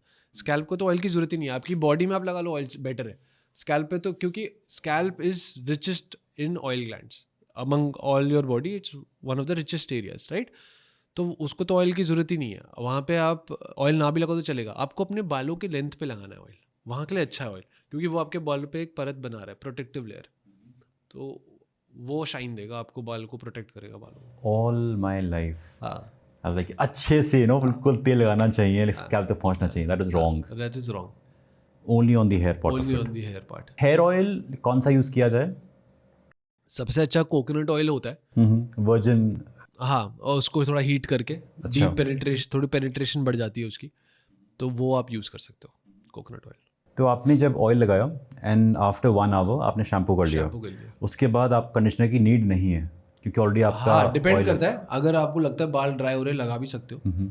ऐसा भी है कि सपोज आफ्टर शैम्पूइंग आपने फिर से ऑयल लगाया, क्या वो रिकमेंड करते हो आप? नहीं। नहीं, आफ्टर शैम्पूइंग नहीं, आपने नहीं, फिर से ऑयल लगाया? नहीं। नहीं। आपको ऑयल लगा के घूमना नहीं है। वो क्योंकि सिर्फ वो- dust particles, bacteria, fungus attract करेगा, उससे आपको कोई भी और डैंड्रफ हो जाएगा उसके बाद। डैंड्रफ हो जाएगा। डैंड्रफ क्यों होता है? डैंड्रफ होता है एक फंगस के कारण जिसका नाम है मेलिसीजिया। ठीक है, वो आती है यूजुअली जब ऑयल ज़्यादा होता है स्कैल्प में, या फिर आपकी ऑयल का जो कॉम्पोजिशन है, जो उसमें फ्री फैटी एसिड्स का रेशो है, वो ख़राब हो गया है। उसका केमिकल स्ट्रक्चर ख़राब है। वो क्यों हो गया? इसके भी कुछ स्टडीज़ हैं कि increase in spices, dirty environment, stress, ये चीज़ें हैं जो आपके ऑयल की जो नॉर्मल कैरेक्टर से एक्चुअली पता है। आपका जो स्कैल्प का ऑयल है दैट इज़ एंटी फंगस। वो उसमें कई सारे मॉलिक्यूल होते हैं जो आपको फंगस से बचाते हैं। वैसे ही आपके फेस पे भी होते हैं। तो लेकिन जब इनका केमिकल स्ट्रक्चर डिग्रेड हो जाता है इन सब कारणों की वजह से जो मैंने आपको बताया, तो फिर आपको फेस पे एक्ने और स्कैल्प पर सिबोरिक डर्मेटाइटिस या फिर डैंड्रफ। तो अगर कोई शख्स अपने बाल रोज़ नहीं धो रहा है तो उसको डैंड्रफ होगी ना? उसके चांसेस बढ़ जाएंगे बढ़ डैंड्रफ होने जाएंगे का। हाँ, बिकॉज ऑयल जो है आपका वो सिक्रीट हो रहा है हाँ, और उसकी वजह से गंदगी बढ़ती जाएगी गंदगी बढ़ती जाएगी, एंड डैंड्रफ हो जाएगा। हो जाएगा। बट ऐसा भी देखा है मैंने कि अगर person who goes for daily hair wash, dandruff उसको भी हो रहा है। हाँ, ऐसा क्यों हो रहा है? क्योंकि ह्यूमन बॉडी है, सब अलग अलग है, तो उसकी ऑयलीनेस इतनी ज़्यादा है और उसमें फंगस आके बैठ गया ऑलरेडी। उसको दवाई खिलानी पड़ेगी आपको, तब भी वो फंगस डिसलॉज होगा वहाँ से। लोग कहते हैं वो कि जा ही नहीं ये रहा ना सिर्फ शैम्पू से। जो एड्स आते हैं कि ये शैम्पू से आपके सारे वो यहाँ से उठ जाएंगे बाल, यहाँ से वो वो डैंड्रफ हट ठीक है जाएगी। अगर उसमें कुछ एंटी फंगल मॉलिक्यूल है। शैम्पू में ऐसा हो सकता है। साइक्लोपायरॉक्स, बहुत तो में आप साइक्लोपायरॉक्स पढ़ सकते हैं। साइक्लोपायरॉक्स है वो एक एंटी डैंड्रफ है बेसिकली, तो वो अगर है उसमें तो वो करेगा काम। ओके, तो उस शैम्पू से आपका हाँ, अगर उससे भी नहीं हो रहा है तो फिर ओरल मेडिसिन देनी पड़ती है। कई लोगों को एंटी फंगल खानी पड़ती है, वो स्ट्रांग होती है। और ओके, लाइक डैंड्रफ को रिमूव करने के लिए लोग कहते हैं कि नींबू, विनेगर, सरसों का तेल, दही, जो मिक्सचर्स हैं ये काम करते हैं या फिर? नहीं, मतलब इसका भी कोई एविडेंस नहीं है। बट कहते हैं कि हमारे लाइक रिचुअल्स में, नॉट लाइक रिचुअल्स बट हाँ, पुराने कहते समय हैं से ना, वो लेकिन चला आ आप रहा खुद ही है। कह रहे हो कहते हैं, हाँ, प्रूवन नहीं है ना ये। बट इम्पैक्ट करता है नहीं करता? इम्पैक्ट पॉजिटिव वे में तो मुझे नहीं लगता कि कोई इम्पैक्ट करता है। जैसे कर्ड है, वो थोड़ा आपको कंडीशनिंग दे सकता है ना। लैक्टिक एसिड होती है उस पर, तो फेस पे भी लोग लगाते हैं, तो थोड़ा उससे स्किन इम्प्रूव हो सकती है। तो लोग कहते हैं कि अगर आपने like सरसों के तेल में नींबू मिक्स किया एंड वो लगाया आपने तो डैंड्रफ हट जाती है। नहीं, ये तो नहीं, ये प्रूवन नहीं है, और ये तो बिल्कुल सेंस ही नहीं बनाता है, क्योंकि तेल से डैंड्रफ कैसे हट सकती है? और विनेगर से? विनेगर एसिटिक एसिड हो गया बेसिकली, तो मे बी उससे वो बेचारा फंगस मर जाता हो, लेकिन मेरे को लगता है वो आपको भी, आपके स्किन के लिए भी इतनी अच्छी नहीं है। हाँ, एसिटिक एसिड देखो, ये अब बेसिकली आप, हो सकता है किसी को फ़ायदा हो जाए, क्योंकि विनेगर, एसिटिक एसिड हम एक्ने में भी यूज़ करते हैं, पील्स, केमिकल पील्स के लिए हम यूज़ करते हैं ना, तो लेकिन उसमें हमें कॉन्सेंट्रेशन पता होती है, हमें पता है कि कितना सेफ़ है हमारी स्किन के लिए, ठीक है। वेयर एज जो आप घर पे यूज़ कर रहे हो, ब्रांड मैटर कर सकता है, आपने कितना डाला है और आपके पड़ोसी ने कितना पानी डाला है, उसमें फ़र्क हो सकता है। तो कॉन्सेंट्रेशन जो है उसकी स्टैंडर्डाइज नहीं है, तो कुछ प्रॉब्लम होने के चांसेस, बर्न के चांसेस, केमिकल बर्न के चांसेस बढ़ जाते हैं। और हमारे तो रोज़ ही पेशेंट आता है ऐसे, रॉन्ग DIYs, गलत मेडिकल से गलत ट्यूब लेके लगाना, ये तो हमारे कंट्री में कॉमन है। हाँ, अच्छा, हेल्प मी अंडरस्टैंड कि जो ग्रेइंग ऑफ हेयर है वो क्यों हो रहा है? पहले तो मतलब हम 50 साल के बाद we used to have a grey hair, आज लाइक 20s में ही people have grey hair, and then they attributed to their working conditions की बहुत स्ट्रेस हो गया है। So why is it happening so early? Mainly इसका कारण अगेन स्ट्रेस है। और होता क्या है मतलब व्हेन आपका, you have stress exactly, like चलता क्या है अंदर कि स्ट्रेस की सो वजह से बाल खराब? स्ट्रेस, एक मेंटल स्ट्रेस होता है जी और एक होता है फिजिकल स्ट्रेस। जी। दोनों ही बहुत है हमारी यूथ को, ठीक है। स्ट्रेस के कारण कुछ हार्मोन्स निकलते हैं आपकी बॉडी में, जो कि स्ट्रेस हार्मोन्स होते हैं, जो कि आपके बॉडी को, वो होता है ना फाइट फ्लाइट, उस स्टेट में डाल देते हैं, ठीक है। तो अब वो हार्मोन्स आपके वेसो कंस्ट्रक्शन कराते हैं, BP बढ़ाता है, आपके परफ्यूजन जो होता है, जो मतलब ब्लड डिलीवरी होती है to your skin, hair, non essential organ कम हो जाती है, तो आप कह रहे हो कि और उन आपके मेन हार्मोन, ऑर्गन्स में ब्लड डिलीवरी हो, क्योंकि एक स्ट्रेस का इन्वायरमेंट क्रिएट हो गया आपकी बॉडी में, है ना। कॉर्टिसोल एक आपका नेचुरल स्टेरॉइड होता है, वो भी बढ़ जाता है बॉडी में। उसके अलावा पोल्यूशन है, पोल्यूशन से कैसे डैमेज होता है, ऑक्सीजन रेडिकल्स बनते हैं। ऑक्सीजन रेडिकल्स क्या होते हैं, जो हम स्विमिंग पूल में नहीं डालते, जैसे उसको क्लोरीन। मारने के लिए, हाँ क्लोरीन, वो भी कैसे ऑक्सीजन रेडिकल्स बना के काम करता है। ऑक्सीजन रेडिकल्स किसी भी चीज़ को डैमेज कर सकते हैं, ठीक है। उसी तरीके से ऑक्सीजन रेडिकल्स हमारी बॉडी में भी बनते हैं, जो कि हमारी बॉडी के DNA को, सेल्स के DNA को डैमेज कर सकते हैं और अर्ली एजिंग साइंस ला सकते हैं। Okay, so the first thing is because of stress, जो हमारा वो थे क्या, जो बंद हो जाते हैं। स्ट्रेस के कारण हमारे हार्मोन्स जो है, स्ट्रेस हार्मोन्स रिलीज होते हैं। हाँ, उन हार्मोन्स की वजह से जो ब्लड हार्मोन्स की सप्लाई वजह है से ब्लड सप्लाई आपका हेवायर हो जाता है, कम हो जाता है फॉर हेयर। हाँ, फॉर नॉन एसेंशियल ऑर्गन्स, है ना। ठीक है। एसेंशियल ऑर्गन्स पे कॉन्सेंट्रेशन ज़्यादा हो हाँ, जाता चला है। जाएगा। सेकंड आपका हो गया जो कॉर्टिसोल है वो बढ़ कॉर्टिसोल जाता बढ़ है, गया, स्ट्रेस तो हार्मोन। स्टेरॉइड बढ़ गया। आपको स्टेरॉइड के साइड इफेक्ट्स तो आपको पता ही पता ही है है। क्या क्या होता है, ट्रू। है ना, वो सब बढ़ जाएगा। ठीक है। फिर आपका पोल्यूशन हो गया, पोल्यूशन हो गया। ठीक सर है। बताया मुझे कुछ अबाउट अबाउट ऑक्सीजन, क्या था मुझे आया नहीं समझ। ओके, तो हमारी बॉडी में डैमेज कैसे, आपने एंटीऑक्सीडेंट खा रहा हूँ मैं, हाँ, ये सुना है मैंने, एंटीऑक्सीडेंट, एंटीऑक्सीडेंट। तो हाँ। आपको क्यों खा रहा है, क्योंकि ऑक्सीडेशन नहीं होनी चाहिए बॉडी में। ऑक्सीडेशन मतलब ऑक्सीजन रेडिकल जनरेट करना। ऑक्सीजन रेडिकल क्या होता है, वो ऑक्सीजन का एक अनस्टेबल वेरिएंट है, जो कि आपकी बॉडी में जाके किसी भी चीज़ को डैमेज कर सकता है।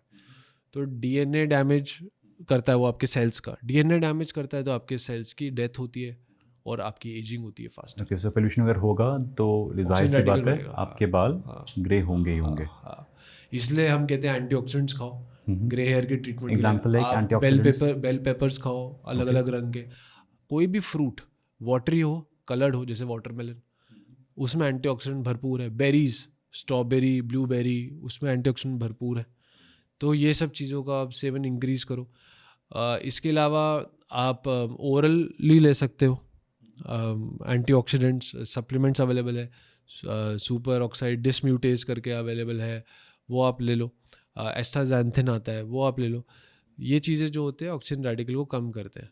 और अगर हम ट्रीटमेंट में बात करें तो कुछ ट्रीटमेंट्स हैं, जैसे कि कैल्शियम पैंटोथेनेट का काफ़ी सारी रिसर्च में अच्छा पॉजिटिव इम्पैक्ट आया ग्रेइंग ऑफ हेयर के लिए, तो हम वो पेशेंट को देते हैं।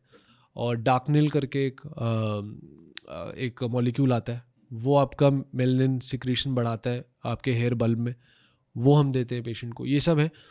जेनेटिक्स बहुत बड़ा फैक्टर है। अगर आपके मम्मी पापा को ग्रेइंग ऑफ हेयर पहले हुई है तो आपको भी होने के चांसेस बहुत ज़्यादा है। ये सारे फैक्टर्स है डेफिनेटली।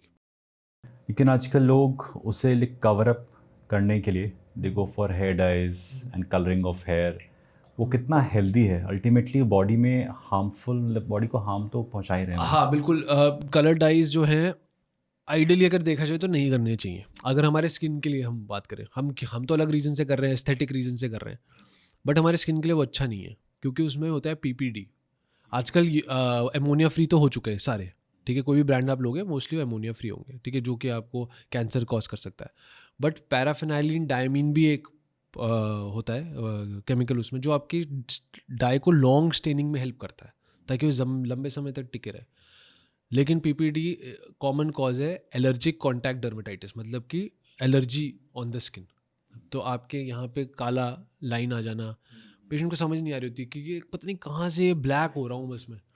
बहुत सिंपल है, डाई की वजह से हो रहा है। वो मेहंदी के बाद भी होता है कई बार। हाँ, डाई की वजह आजकल से हो मेहंदी रहा भी है। होता है ना, मेहंदी में भी। मेहंदी में भी आजकल पीपीडी मिक्स हो, क्योंकि क्या हर कोई अपना प्रोडक्ट की पेशेंट को लगे यार ये प्रोडक्ट बेस्ट है हाँ, लॉन्ग तो लास्टिंग पीपीडी, है। हाँ पीपीडी डाल दो उसमें। हम्म। तो उसके वजह से जो नेचुरल मेहंदी भी आजकल 90% बाजार में आ रही है, अनफॉर्चुनेटली वो भी विद पीपीडी ही आ रही है। तो जो बेचारे लोग पीपीडी से एलर्जिक है, कुछ लोग तो बिल्कुल एलर्जिक होते हैं, वो तो लगा ही नहीं सकते, मतलब उनको तो जल जाएगी स्किन, खुजली हो स्टार्ट हो जाएगी लगाती, बहुत कॉमन है। कुछ लोगों को सब क्लिनिकल एलर्जी होती है, इसका मतलब कि सिम्टम्स नहीं आ रहे बट धीरे धीरे धीरे स्किन इरिटेट हो रही है, पेशेंट को पता नहीं लग रहा, और धीरे धीरे धीरे कालापन बॉडी में आ रहा है, तो पूरा फेस और यहाँ ये एरिया खासकर काला हो जाता है। लोग कहते हैं कि आपने अगर एक बार अपने बालों को कलर किया तो बार बार करना पड़ेगा, क्योंकि जो बाल की एक नेचुरल टेंडेंसी थी, ऐसे लोग कहते हैं, वो चली जाएगी and you have to depend eventually on the hair dye. हाँ, ये साइंटिफिकली गलत है। हेयर डाई का कोई रोल नहीं है आप, क्योंकि हेयर बल्ब से कलर आ रहा है आपका, वो आपके स्किन के कई मिलीमीटर अंदर है, वहाँ तो हेयर डाई आप लगा नहीं रहे हो, तो इसको साइंटिफिकली एक्सप्लेन नहीं किया जा सकता। Got it. तो अपार्ट फ्रॉम मेहंदी, जो कि एक ऑर्गेनिक तरीका था अपने बालों को कलर देने का, जहाँ पे मिक्स हो रहा है पीपीडी, और कोई तरीका कि अपने बालों को हम लोग रंग दे सकें in a very healthy and natural way? अब पीपीडी फ्री डाइज आती है। पीपीडी फ्री डाइज आती हाँ, है। पीपीडी फ्री डाइज आती है, बट उनका स्टेनिंग कम होगा कंपेयर टू नॉन पीपीडी। तो कई बार पेशेंट है वो they will not prefer that because of that reason कि यार बहुत बार करनी पड़ती है। बट कई सारे पेशेंट रहते हैं बहुत कंफर्टेबल भी रहते हैं, और आपको ये ध्यान रखना है कि आप सल्फेट फ्री शैम्पू यूज़ करो अगर आप पीपीडी अगर आप डाई यूज़ कर रहे हो, ताकि वो डाई जल्दी जल्दी वॉश आउट ना हो। तो ये आप कर सकते हो, और हीना यूज़ कर सकते हो, नेचुरल हीना जो है वो भी यूज़ कर सकते हो, बट उसका कलर बहुत लोगों को उतना अच्छा नहीं लगता जितना कमर्शियली प्रिपेयर्ड डाई का लगता है। ट्रू। आजकल बहुत सारे लोग अपने स्ट्रीक्स होती हैं, फिर ब्लॉन्ड कलर होता है, ये रेड, ये ब्लू, ये ग्रीन, सो वो भी इक्वली हार्मफुल है या फिर उसका? मतलब देखो हेल्दी तो नहीं है ना, है तो हार्मफुल ही, ठीक है। क्योंकि आप जब ये कलर आपको जब अपने नेचुरल कलर से बहुत डिविएट करना है तो आपको ब्लीच करना पड़ता है बाल को। ब्लीच मतलब आपने उसका बाल का जो फाइबर का जो स्ट्रक्चर है ना, वो आपने तबाह कर दिया है। उसके बाद आप ब्लीच के बाद वो आपको अलग अलग कलर करते हैं। तो हम अपने पेशेंट्स को यही एडवाइस करते हैं कि अगर आप कलर चेंज करवाना चाहते हो बालों का, तो अपने शेड से एक शेड डार्कर या लाइटर, आप बिल्कुल अलग शेड में जा रहे हो तो वो हेल्थ पॉइंट ऑफ व्यू से अच्छा नहीं है। उसके अलावा फ्यूम्स भी निकलते हैं। क्या निकलते हैं? फ्यूम्स, हाँ, जब ये सब ट्रीटमेंट्स होती है बालों से निकलते हैं? हाँ, अगर हीटिंग हो किसी भी ट्रीटमेंट में, जैसे कि आजकल बहुत ट्रेंड कर रहा है केराटिन ट्रीटमेंट, बोटॉक्स ट्रीटमेंट, तो उनमें फ्यूम्स निकलती है। तो फॉर्मेल्डिहाइड फ्यूम्स जो होती है वो आपके लिए भी खतरनाक है, जो आपके ट्रीटमेंट कर रहा है उसके लिए भी खतरनाक है, कैंसर कॉजिंग है। फिर अब मैंने सुना है कि फॉर्मेल्डिहाइड की जगह ग्लाइऑक्सिलिक एसिड आ गया है, वो किडनी स्टोन्स में प्रॉब्लम करता है, ऑक्सलेट स्टोन्स बनाता है आपकी किडनी में। तो ये सब चीज़ें हेल्थ पॉइंट ऑफ व्यू से तो नो ही है। एक टेम्परेरी ठीक है कि सपोज कोई आपका ओकेजन है, कोई पार्टी है, हाँ, पार्टी आपने में भी करा ठीक है, लिया बट for a वही day। आप अपने हेयर कलर के आसपास रहिए। अगर आप कुछ ये ट्रीटमेंट्स कराना चाहते हैं, केराटिन, बोटॉक्स, तो आप एक बार करवा लीजिए, उसके बाद कोशिश करिए कि आप conditioner, hair mask, hair care product से आप मेंटेन रखो उनको। जो केराटिन वाला एक बात किया आपने treatment, people go for hair straighteners, curl करने के लिए वो एक मशीन भी आती है, उसको आप लंबा कर लेते हो बाल को, गर्म करते हो, क्या करते हो, तो वो लाइक डैमेज ही कर रहे हो अपने बालों को आप। हाँ देखो, वैसे तो कोई भी हीटिंग है डैमेज ही है, अच्छा तो है नहीं, but 60 degree Celsius is the is you can say a thresh hold. उसके ऊपर जैसे जाएगा टेम्परेचर, तो आपके बालों का स्ट्रक्चर डिग्रेड होना शुरू हो जाएगा। 60 डिग्री सेल्सियस से नीचे आपके बाल फिर भी टॉलरेट कर सकते हैं। सो क्या सोल्यूशन है इसका? It's easier said than done, है ना। अब हमारे ऐसा नहीं है कि डर्माटोलॉजिस्ट ट्रीटमेंट नहीं कराते। मेरी वाइफ डर्माटोलॉजिस्ट है, वो भी वंस इन अ वाइल कराती है, बट आप जितना कम रखो इन ट्रीटमेंट्स को बेटर है।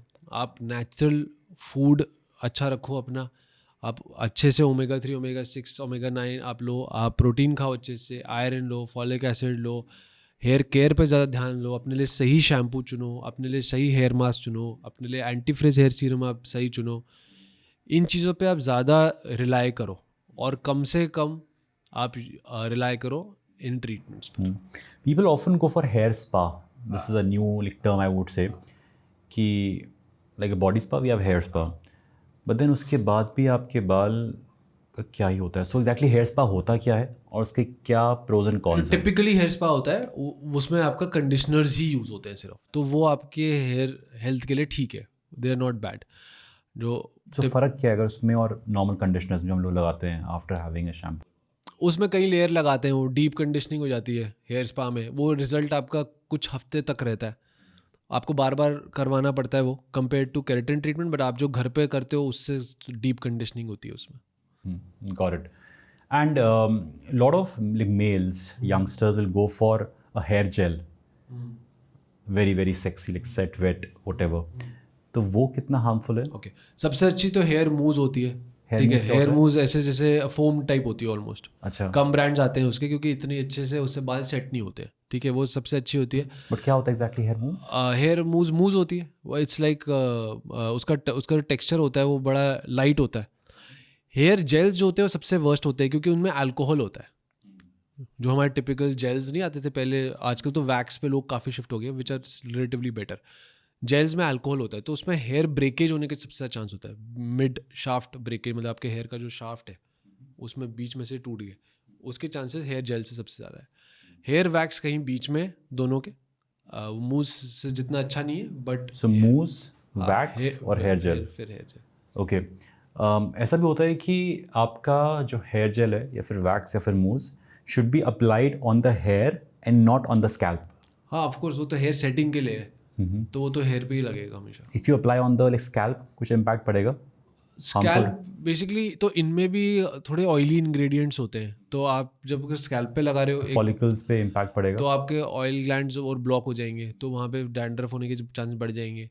आपको इरिटेशन हो सकती है जेल में, क्योंकि अल्कोहल है, तो आपके स्कैल्प को इरिटेट कर सकता है, स्किन को। और जैसे आज की डेट में हमने बात करी द क्या था ये, मूज, राइट? मूज के अलावा क्या कर सकते हैं यूज़? हेयर वैक्स कर सकते हो आप यूज़, हेयर वैक्स आप यूज़ कर सकते हो और नेक्स्ट डे उसे वॉश कर दो, बट ये इंपॉर्टेंट है। मतलब immediately suppose after your show, after your any like party and all, go for a hair wash. Not immediately also, next day भी आप करोगे उसको तो ठीक है।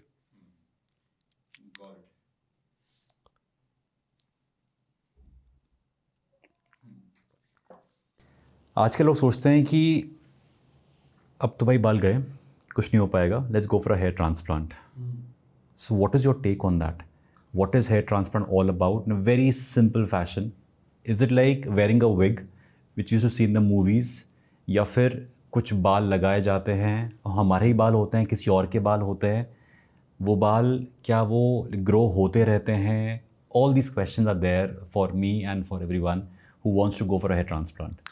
Hair transplant is basically a procedure where we are fixing the problem. Okay, it's not a complete solution.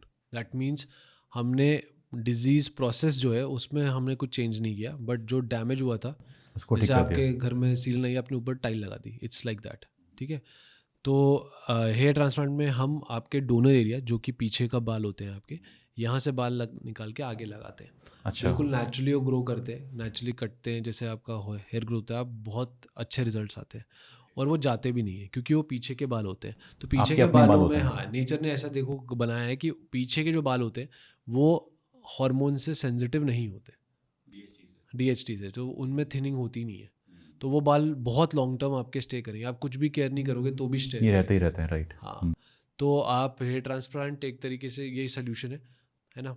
और बहुत successful होता है और आपके नेचुरल, बिल्कुल नेचुरल बाल जैसे होता है, तो कोई डिस्कम्फर्ट नहीं कंपेयर टू हेयर पैच। सो कैसे काम करता है? फॉर एग्जांपल अगर मेरा ये पार्ट है, राइट, आई कैन सी कि इतना पार्ट मेरा रिसीड कर रहा है। So what you will do कि इतने पैच वहाँ में पे हम फॉलिकल्स पीछे से फॉलिकल्स निकाल, आपके पीछे ट्रिम करके फॉलिकल्स निकाल लेते हैं मशीन से, मोटर से, और उन फॉलिकल्स को हम यहाँ पे इम्प्लांट कर देते हैं। एक एक फॉलिकल बहुत, तो if you remove from here यहाँ पे कम नहीं हो जाएंगे? यहाँ पे कम हो जाते हैं लेकिन दिखता नहीं है। आप अच्छा। 6,500 ग्राफ्ट निकाल सकते हो from your back without.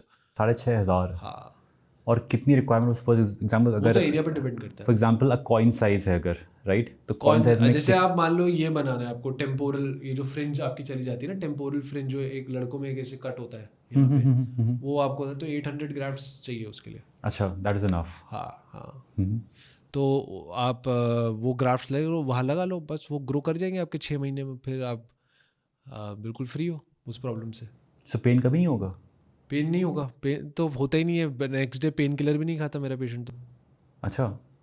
But supposedly आपने जब यहाँ पे लाइक ग्राफ्ट किया हाँ उन फॉलिकल्स को यहाँ हाँ पर, हाँ। तो जो हम होल्स बनाते हैं जहाँ ग्राफ्ट डालते हैं, वो किससे बनाते हैं? हम नीडल से।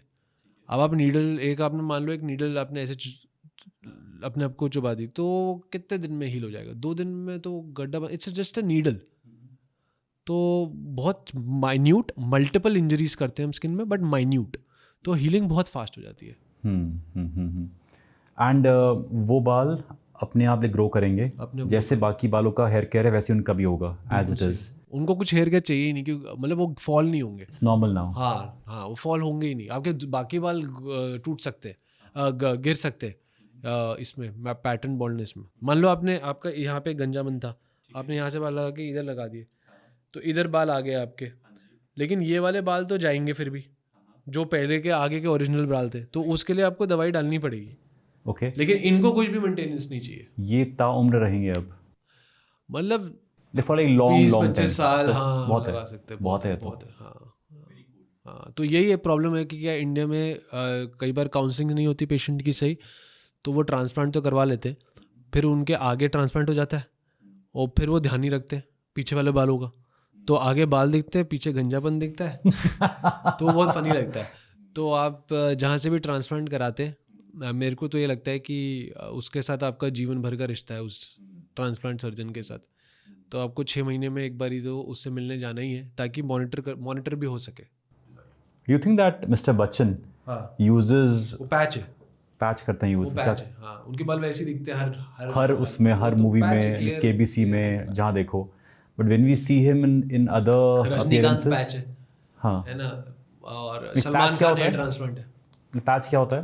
पैच होता है आपका बेसिकली किसी और का हेयर होता है, उसको एक शेप दे दिया आपने। हाँ, एक बेस पे उन्होंने चिपका के एक शेप दिया होता है, और इट्स वो अ विग, राइट? फिर हाँ, wig it's a and wig, patch is the same thing. It's a wig. हाँ, वो आजकल स्टिक हो जाता है आपके स्कैल्प पे, फिर आप डिपेंडिंग ऑन डिफरेंट पैचेस, आपको 1 वीक या 15 डेज में उसको वहाँ पे आप जा सकते हो शॉप पे, वो उसे क्लीन करते हैं, फिर आपको वापस लगा देते हैं। Okay, you spoke of Salman Khan, उनका क्या है? हेयर ट्रांसप्लांट है उनका। अच्छा, बट अभी उनका जो रिसीडिंग लाइन है यहाँ पे, वो उन्होंने क्यों ठीक कराया? लिमिट है ट्रांसप्लांट की। अब देखो, मेरे को एग्जैक्टली तो नहीं पता कि क्या कितने ट्रांसप्लांट उनके हुए हैं, कितने ग्राफ्ट लगे थे, कितना उनका था, बट एक हम फोटो से बता सकते हैं कि यार इन्होंने ट्रांसप्लांट कराया है, इन्होंने नहीं कराया है। तो बहुत ध्यान से अगर हम देखते हैं किसी को टीवी पे, तो हम जब लाइट के जैसे अपना फेस तो थोड़ा सा ऊपर करते हैं, तो जब यहाँ लाइट गिरती है, तो बहुत अच्छा भी ट्रांसप्लांट किया हो, तो यहाँ का बालों की सेटिंग देख के हम पहचान लेते हैं कि इनका ट्रांसप्लांट किया है। हाँ, and transplant, face lift surgery, हम तो पहचान लेते हैं एज डॉक्टर्स? हाँ आपको कुछ एक्टर्स में लगेगा नेक वर्सेस फेस, बड़ा फर्क है। तो फेस बिल्कुल टाइट और नेक उतना टाइट नहीं है, तो वो फेस लिफ्ट सर्जरी है। हाँ, बट आम आदमी को तो नहीं आएगा समझ। आम आदमी नहीं पकड़ It's पाएगा, like- नहीं पकड़ पाएगा। Very cool, very cool. इसमें कॉस्टिंग कितना रहता है? The so costing for depends on a lot hair of factors, Like कहाँ what? से आप करवा रहे हो, सर्जन का रेपुटेशन कितना है, इन सब चीज़ों पे डिपेंड करता है। Just for approximation sake. Minimum I think एक क्वालिटी ट्रांसप्लांट 1.5 लाख तक तो होगा ही, और अप टू 3 भी जा सकता है, 4 भी जा सकता है, Depending depending upon on the area, right? Area also. For yes, example a coin sized area is there, right, जिसमें बोला कि 800 ग्राफ्ट लग जाएंगे, हाँ है ना? हाँ हाँ। तो इज देयर अ देखो कॉस्ट यूजुअली पर इतने छोटे ग्राफ्ट? छोटे ट्रांसप्लांट्स होते नहीं है, यूजुअली बड़े ही होते हैं, बड़े ही क्योंकि होते हैं। आप ट्रांसप्लांट में पेशेंट को ले रहे हो तो आपके ऑलमोस्ट कंज्यूमेबल्स उतने ही लग जाएंगे। कंज्यूमेबल्स डे आपका, उसमें आप 1000-2000 ग्राफ्ट ऊपर नीचे कर लोगे, उससे इतना फ़र्क नहीं पड़ेगा आपकी कॉस्टिंग में। तो अगर आप ज़्यादा एरिया करा रहे हो तो ऑब्वियसली वो आपको इकोनॉमिक वाइज वो बेटर पड़ेगा, बट आपको ये सब नहीं सोचना है। आपको तो ये सोचना है आपको, आपका डॉक्टर आपको क्या एडवाइस कर रहा है, आपको उस हिसाब से ही चलना है। True true true. एंड जो भी आप यहाँ पे बाल यहाँ पे लगाएंगे वो ग्रे नहीं होंगे, या वो ग्रे हो सकते नहीं, हैं? ग्रे तो हो सकते हैं, बिकॉज आपके अपने बाल हैं, हाँ। राइट? अच्छा और ग्रे हेयर भी हो सकता है, आपने ग्रे हेयर ही लगाया हो, अच्छा, पहले ही हाँ। ग्रे हो गए हो, वो तो ग्रे ही रहेंगे। We have seen some people going for a hair extension, तो वो क्या गेम चल रहा है? हेयर एक्सटेंशन तो basically again it's like a wig only, but वो आपके बालों में जोड़ देते हैं। वो तो गर्ल्स लगाती है to have more fullness, parties वगैरह अटेंड करने के लिए। बहुत अच्छी उसकी मार्केट है, ग्रोइंग मार्केट है।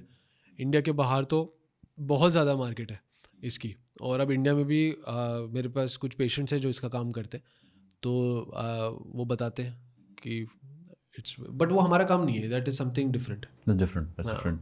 How about the eyebrows? उसको डार्क करने के लिए लोग काफ़ी हाँ, अटेम्प्ट तो करते हैं। आईब्रोज आई लैशेज लॉन्ग करने का भी काफ़ी फैशन है, काफ़ी क्या लोग वो भी आके सेम आजकल तरीका है कि पूछते हैं। जैसे आप ग्राफ्ट कर रहे हो तो ऐसा कुछ होता है कि कैसे होता तो है? 2 तरीके हैं, मेडिकली भी कर सकते हैं और सर्जिकली भी कर सकते हैं, कैसे डिपेंडिंग मतलब? On the condition. अगर मेडिकली करना है तो उसके लिए कुछ दवाइयाँ आती हैं, तो उससे आपके आईब्रोज डार्क प्रोस्टाग्लैंडिन हो इनहिबिटर्स जाएंगे, बोलते हैं ना। हाँ, आप डार्क हो जाएगी, थिक हो जाएगी। थिक हो जाएंगी? हाँ, आई लैशेज लंबी हो जाएंगी।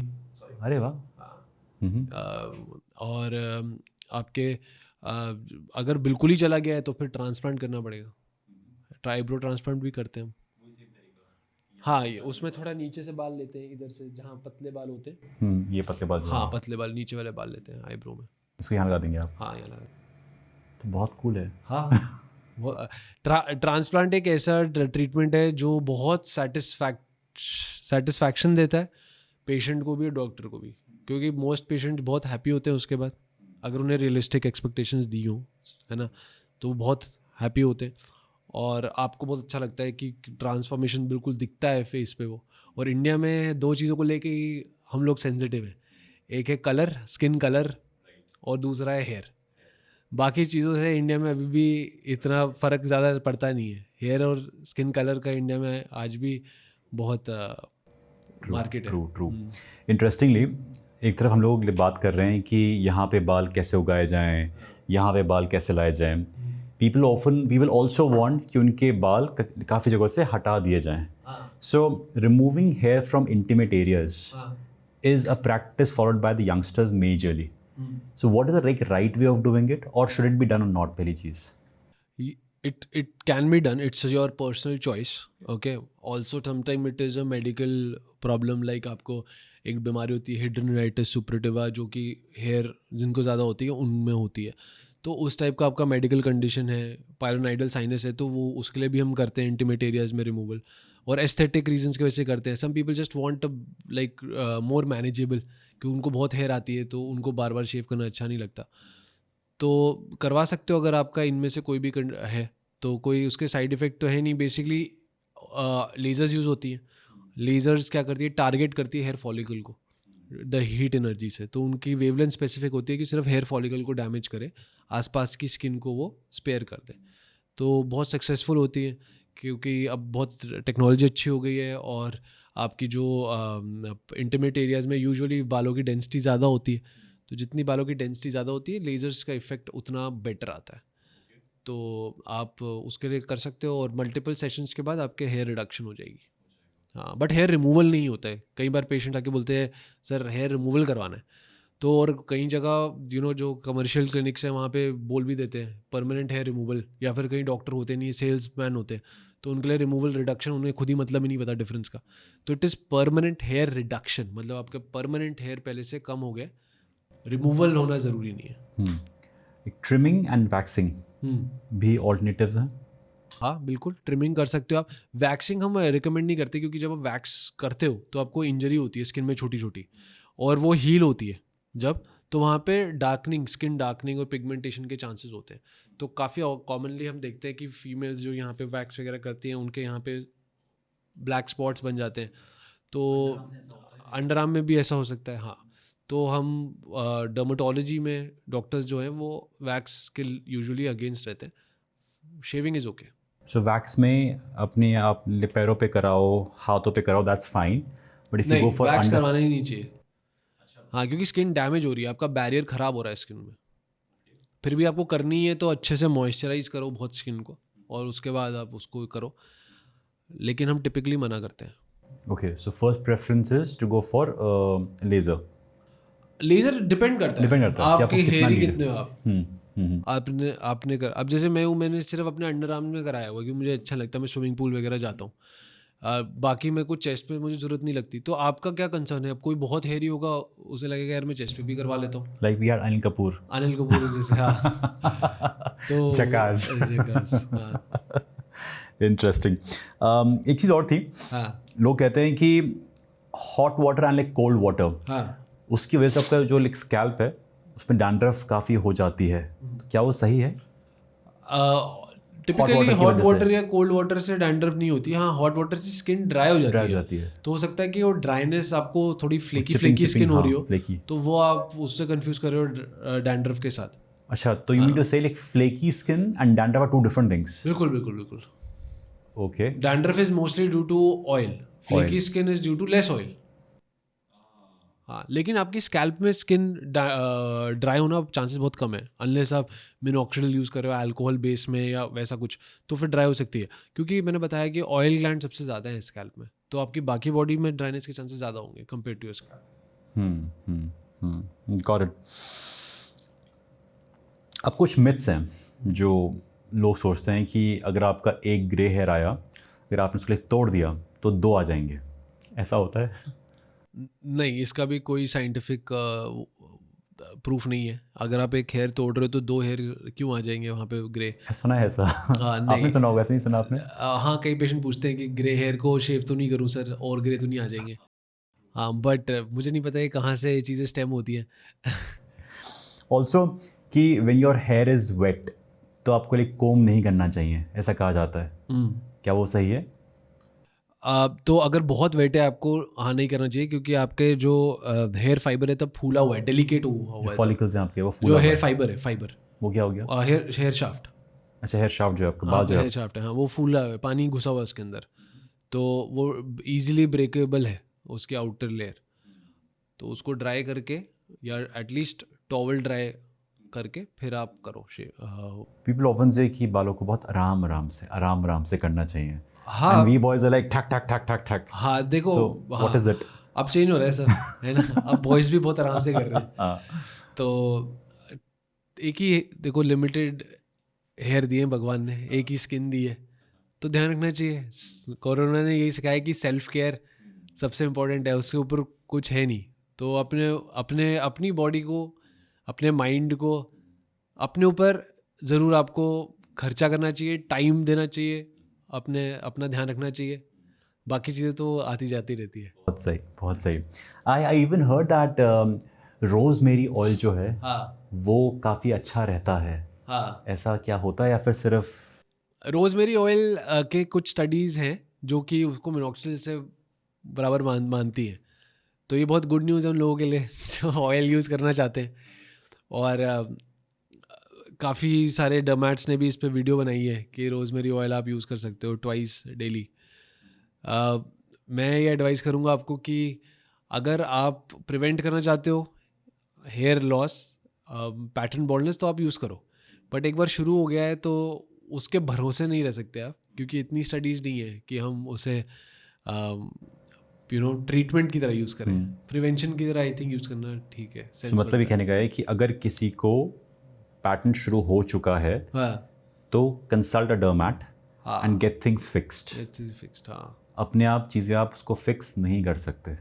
उसको आप अपने आप फिक्स नहीं कर सकते, क्योंकि प्रिस्क्रिप्शन मेडिसिन है इसमें जो दी जाती है। डिपेंडिंग अपॉन क्या तो बॉडी आइडियली हमारी कंट्री में तो कुछ भी आप कर सकते हो लेकिन आइडियली आपको प्रिस्क्रिप्शन लेनी पड़ेगी डर्मैट से ट्रीटमेंट स्टार्ट करने के लिए।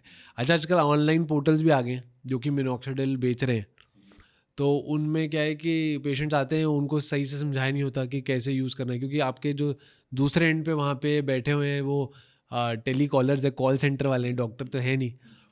वो भी एक इंटरेस्टिंग चीज़ अभी चल रही है इंडिया में, और ऐसा मैंने सिर्फ यहीं देखा है होते हुए।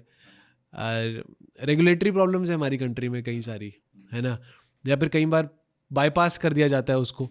आप जाते हो किसी फार्मेसी वेबसाइट पे, आप बोलते हो कि यार ये ड्रग ऑर्डर करनी है, तो आपके पास प्रिस्क्रिप्शन नहीं भी हो तो वहाँ पे लिखा जाता है कि free call with our doctor, but आपको उस डॉक्टर की क्रेडेंशियल नहीं पता। आपको न्यूरोलॉजी की दवाई खानी है, आपको पता नहीं कि जो सामने बैठा है वो प्लेन MBBS है या कुछ और ही है ना। तो या फिर सिर्फ कोई बात कर रहा है आपसे और डॉक्टर की साइन आ रही है नीचे, किसी डॉक्टर का सेटिंग की हुई है इन्होंने। तो बहुत सारे regulatory issue I think online world में जो कि डील करने हैं, सेफ्टी ताकि बनाए रखे, जो कि इंडिया में सेफ्टी स्टैंडर्ड्स बहुत पुअर है। That's indeed a concern. एक और सवाल था कि पीपल ऑफन से कि इफ़ आई वेयर हेलमेट और if I like cover my head तो मेरा हेयर लॉस ज़्यादा होगा, बिकॉज जो एयर है वो नहीं जा पाएगा, बहुत ही जो ऑयल है वो अंदर अंदर रह जाएगा। So do you feel that because of wearing hat, covering your head, wearing helmet? Typically it's not a very good practice to wear hat all the time, because आपका ऑयल इकट्ठा हो रहा है, बैक्टीरिया इकट्ठा हो रहा है, एयरेशन नहीं मिल रही है। नेचुरल रखिए, आप खोल के रखिए, है ना। बहुत हाइजीनिक प्रैक्टिस नहीं है ये। And the same logic applies for the beard as well, कि फॉर एग्जांपल हम बात करते हैं कि जितना आप शेव करेंगे उतने आपके बाल और ज़्यादा आएंगे। नहीं, वो तो ट्रू नहीं है। It is more dependent on your follicle thickness और आपके हार्मोनल लेवल कैसा है। अगर हार्मोन आपका टेस्टोस्टेरोन बढ़ रहा है बॉडी में तो आपके ऑल थिकनिंग होगी बालों की। अगर आपका टेस्टोस्टेरोन नहीं बढ़ रहा है तो बाल पतले ही रहेंगे। कम वॉट में? हाँ, हाँ, नेचुरली वो चेंज नहीं होता। कहते हैं कि the pillow case should be of silk. हाँ, उससे आपका जो हेयर फॉल है वो नहीं होगा। मतलब आप सुबह सो के उठेंगे तो you will be like oh my God ये क्या हो गया। होता है ना कि बाल ही बाल होते हैं आपके बेड पे, आपके लिए तकिए पे। तो having a silk pillow case will reduce the hair fall. क्या ये सही है या फिर सिर्फ मन को खुश करने वाली बात है? मे भी बहुत सॉफ्ट होगा तो रात में आपकी स्ट्रेस कम हो जाएगी सोते हो। उसके अलावा तो मुझे ऐसा लगता नहीं है कि सॉफ्टनेस काफ़ी होगी तो फ्रिक्शन कम हो जाएगा, ऐसा नहीं है। ऐसा नहीं है। फ्रिक्शन से तो हेयर फॉल नहीं हो रहा, आपके जड़ जो होती है स्ट्रांग होती है ना। अगर मैं खींचूँ ऐसे बालों को अपने तो बाल हाथों में तो नहीं आने चाहिए। अगर आ रहे हैं तो इसका मतलब बाल रेस्टिंग फेज में पड़े हुए हैं, जड़ से जुड़े हुए नहीं हैं। तो उसका कारण ढूंढिए, अच्छे से खाना खाइए और उसको ठीक करिए। Perfect. Thank you so much doctor Ankur. फिर से thank you so much doctor Ankur for doing this. It was wonderful knowing you and मुझे लगता है कि मुझे जल्द अपना हेयर ट्रांसप्लांट लेकर आना चाहिए। अभी आपको हेयर ट्रांसप्लांट की ज़रूरत नहीं है, बट अच्छा नहीं ज़रूरत? हाँ है। अभी आप हेयर सीरम्स डाल सकते हैं तो आपको कंट्रोल रहेगा। आप कई साल और निकाल सकते हैं फिर आगे जाके। बहुत बढ़िया। सो जो भी लोग गंजे हो रहे हैं मेरी बात सुन लो। अभी अगर शादी नहीं हुई है तो भी बात सुन लो कि this is very important for you all to take care of your hair, else बंदी नहीं मिलेगी और जो है वो चली जाएगी दूसरे के पास। ऐसा होगा? वो बंदी पे डिपेंड करता है। Thank you so much for doing this. Awesome. Thank you. Perfect.